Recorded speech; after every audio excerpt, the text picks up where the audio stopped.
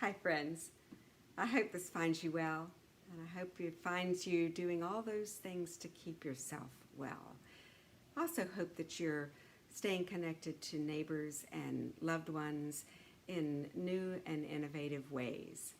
I'm posting this greeting to welcome you to our first UUFR video meditation. This is something that I'm hoping and the board is hoping that we can do once a week.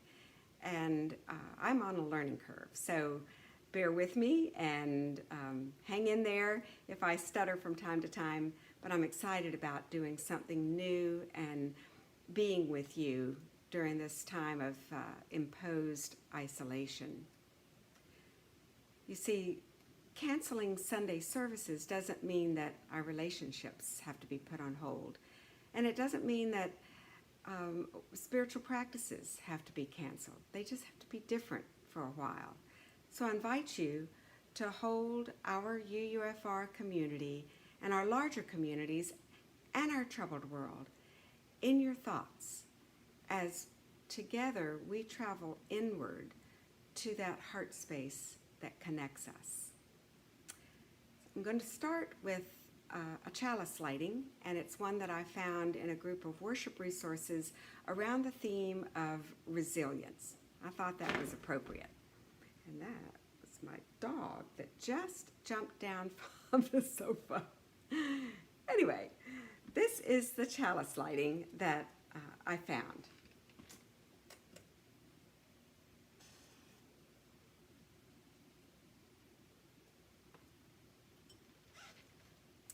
We gather knowing that the light can't reconstitute itself. Without each other, a coldness sets in. Leaning on each other, trusting each other, challenging each other, only from this does the flame emerge. May it be so with us today.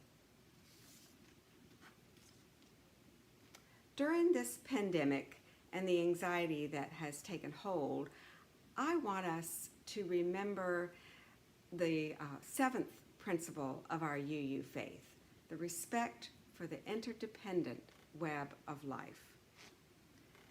As UUs, we affirm that we are all connected, not just to each other, but to all of nature, by something greater and more permanent than our individual lives. Something sacred, something infinite, something that spans both time and distance. Being connected to such energy, such life force, is really important whenever we feel vulnerable to threats beyond our control, like the coronavirus. This life force that holds the world together in the interdependent web is a holy mystery.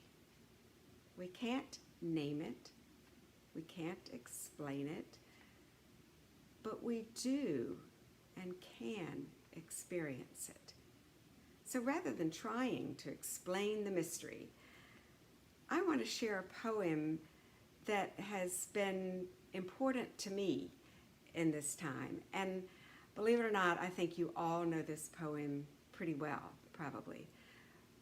But even if you are very familiar with it, I want you to hear it again with new ears, because I think it speaks to this life force that holds us in the interdependent web, even though that's probably not what the author originally meant. But it's the poem, The Peace of Wild Things by Wendell Berry. I love this, and I know many of you do too. When despair for the world grows in me, and I wake in the night at the least sound in fear of what my life and my children's lives may be, I go and lie down where the wood drake rests in his beauty on the water, and the great heron feeds. I come into the peace of wild things, who do not tax their lives with forethought of grief. I come into the presence of still water, and I feel above me the day-blind stars waiting with their light. For a time, I rest in the grace of the world and am free. That grace of the world is what I believe holds our interdependent web together and holds you and me together in this time of isolation. So I hope you will take time to be outside, to really absorb the grace of the world, and for a little while to be free. May it be so, and namaste.